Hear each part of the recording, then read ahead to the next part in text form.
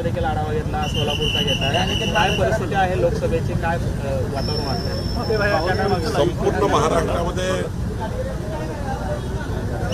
महायुती भक्कमपणे निवडणूक लढत आहे. मला विश्वास आहे की महाराष्ट्राची जनता मोदीजींच्या विकसित भारताच्या संकल्पना साथ देईल आणि 45+ खासदार मोदीजींना समर्थन देण्याकरता निवडून येतील, महायुतीचे निवडून येतील आणि तिसऱ्यांदा मोदीजी प्रधानमंत्री होताना महाराष्ट्राचा मोठा वाटा राहील. खरं तर आपण काल माड्यामध्ये देखील होतात. माडा लोकसभा मतदारसंघामध्ये काल धैर्यशील मोहिते पाटलांनी पवारांची भेट घेतली. उमेदवारी जवळपास निश्चित आहे. याचा फटका आपल्याला बसेल का? आणि त्यांनी राजीनामा देखील आपल्याकडे सुपूर्द केलेला आहे धैर्यशील मोहिते पाटील. त्यांचा राजीनामा मला आज मिळाला आहे. त्यांचा राजीनामा मी स्वीकारलेला आहे आणि आता आम्हाला आमची निवडणूक आम्ही लढणार आहोत. त्यामुळं त्यांनी त्यांचा निर्णय घ्यायचा. ते मोहिते पाटील कमी पडले की बीजेपीचे लोक कमी पडले का, की मोहिते पाटील एवढं सगळं देऊनही तुम्हाला सोडून गेले? शेवटी त्यांचा निर्णय त्यांनी केला आहे. आमच्याकडनं आम्ही कुठेही कमी पडलो नाही. आमच्याकडनं त्यांची प्रतिष्ठा मान सन्मान नेहमीच उंच ठेवण्याचा आणि त्यांच्या पाठीशी राहण्याचा, त्यांची प्रतिष्ठा जी आहे ती प्रतिष्ठा जपण्याचा प्रयत्न आम्ही केला. पण त्यांना शेवटी मोदींच्या निवडणुकीमध्ये त्यांनी असं राजीनामा देणे वगैरे योग्य नव्हतं, पण त्यांनी निर्णय घेतला आहे. शेवटी जनता जी आहे ती मोदींच्या पाठीशी उभी आहे. रणजित यांची काय भूमिका आहे? रणजित सिंह मोहिते नाराजी आहे, म्हणजे नाराजी म्हणण्यापेक्षा ते देखील राजीनामा देणार त्यांच्या विधान परिषदेचा काय परिस्थिती, त्या संदर्भातला काय आपल्याकडे? त्याबद्दलचं काही मला रणजित सिंग मोहिते पाटील बोलले नाही आहे. त्यांची भूमिका महायुतीच्या सोबत राहण्याची आहे आणि मला वाटतं ते महायुतीसोबत राहतील. तर तुम्हाला काय बोलले का? करणार नाही का किंवा त्यांना त्या संदर्भातलं काही हे करणार का? रणजित सिंह मोहिते पाटील महायुतीसोबत राहतील असं मला वाटतं. तुमच्यासाठी मोठा डाव टाकल्याचं बोललं जात आहे. कशा पद्धतीने बघताय माडा लोकसभा? याला काही डाव वगैरे म्हणत नाही. शेवटी आमच्याकडे खूप पक्षप्रवेश होतात. शेवटी प्रत्येकाचं मन आम्ही राखू शकत नाही. त्यामुळं आमच्याकडे एखादा माणूस तिकडे गेला याचा अर्थ असा नाही की खूप काही त्यांनी आमच्याकडे हजारो लोक रोज पक्षप्रवेश करत आहेत. त्यामुळं निवडणुकीच्या राजकारणात हे कमी जास्त होत राहतं. कोल्हापूरमध्ये संजय मंडलिकांनी शाहू महाराजांना दत्तक पुत्र म्हटलेला आहे. हा कुठेतरी गादीचा अवमान नाही असं चर्चा आहे. संजय मंडलिक काय बोलले त्याचं उत्तर त्यांनीच दिलं पाहिजे व एकनाथ देतील. मला त्याबद्दल तुम्ही सहमत आहात का त्याशी? नितेश राणेंनी सरपंचांच्या बैठकीत सज्जड दम दिल्याची माहिती आहे समोर.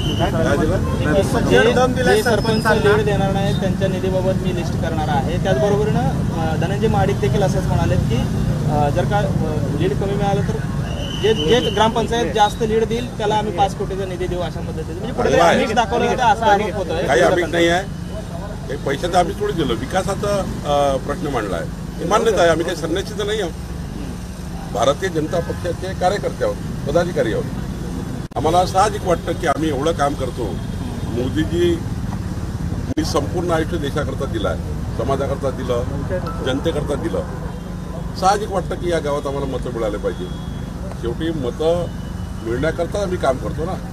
शेवटी लोकशाहीमध्ये हाच आमच्या सर्वांचा प्रॉफिट असतं की आम्ही जे काम करतो सकाळपासून संध्याकाळपर्यंत 4 मतं आम्हाला मिळावे आणि त्यामुळे 4 मतं मिळाले पाहिजे याकरता केलेली भूमिका ही मान्यच आहे. आणि त्यांनी काय म्हटलं हे खरं आहे की जे गाव आमच्या पाठीशी राहतं त्या गावात दिलंच पाहिजे. नाही पाठीशी त्यालाही देऊ.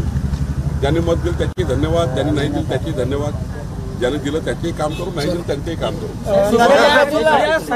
नरेंद्र मोदी साहेब मोदी पीएमला येत नाही आहेत आणि गल्लीतले ते गुंड आहेत, त्या मोदींचाही विनाश होणार असं प्रकाश आंबेडकरांनी म्हटलेलं आहे. जेव्हा मोदीजींना असे नेते शिवाय येतात किंवा शिवीगाडी करतात, मोदींचे वडील काढतात, त्यांची आई काढतात किंवा गल्लीतला नेता म्हणतात, हे समजून जायचं की मोदीजी अब की बार 400 पार होणार आहे. त्यामुळं पायाखालची वाळू घसरल्यावर असे त्या ठिकाणी स्टेटमेंट येत राहतात. माझे खासदार जे आहेत गजानन कीर्तीकर जे आपले सहयोगी पक्षाचे खासदार आहेत ते असं म्हणतायत की तुम्ही संसद ताब्यात घ्या, 400 पार करा नाही तर संसद ताब्यात घ्या, पण जे ईडी लावण्याचा जो प्रकार आहे तो बंद करा, कुठेतरी भाजपने आणलेली ही संस्कृती असं उपरोधिक टोला त्यांनी लगावला आहे. यापेक्षाही जास्त कारवाया काँग्रेस सरकारच्या काळात झाल्या आहेत चिदंबरम असताना, आणि ह्या कारवाया काही भाजप करत नाही. तुमच्या सर्च रिपोर्टमध्ये येतं. आजकाल इन्कम टॅक्स आपल्याला नेहमी प्रत्येक वर्षी भरावं लागतं. कमी जास्तपणा आढळला तर त्या ठिकाणी चौकशी करता येतं, आणि चौकशीचा आमच्याही झाल्या आहेत. चौकशा प्रत्येकाच्या होतात. महाविकास आघाडीने आमच्या चौकशा केल्या 50-100 लोकांच्या.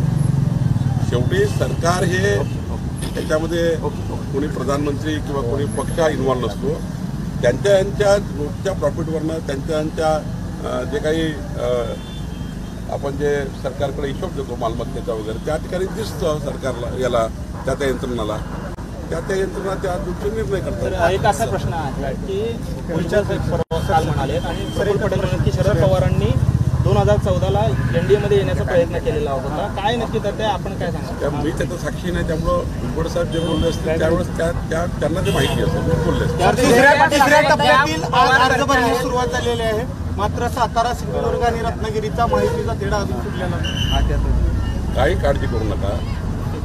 अर्ध्या तासाची बैठक होईल आणि तिढा शरद पवारने टीका केलेली आहे, कसं बघताय? पवार साहेबांना ओरिजिनल आणि पवार साहेबांना असं या वयात बोलणं योग्य नाही. ते सर्वांचे पालक म्हणून त्यांनी त्या घराला सांभाळला आहे, परिवाराला सांभाळला आहे. परिवारात मतमतांतर झाले असतील तरी वरिष्ठ व्यक्तींनी, घरातल्या वरिष्ठ व्यक्तींनी अशा पद्धतीचं बोलू नये. शेवटी मी त्यांना सल्ला देणं इतकं मी मोठा नाही आहे, पण जे काही संस्कार संस्कृती या महाराष्ट्राची आणि देशाची आहे किंवा पारिवारिक संस्कृती आपली आहे, त्या संस्कृतीमध्ये मोठ्या माणसांनी घरातल्या कुठल्याही लहान माणसाबद्दल थोडं आदरानेच बोललं पाहिजे असं मला वाटतं.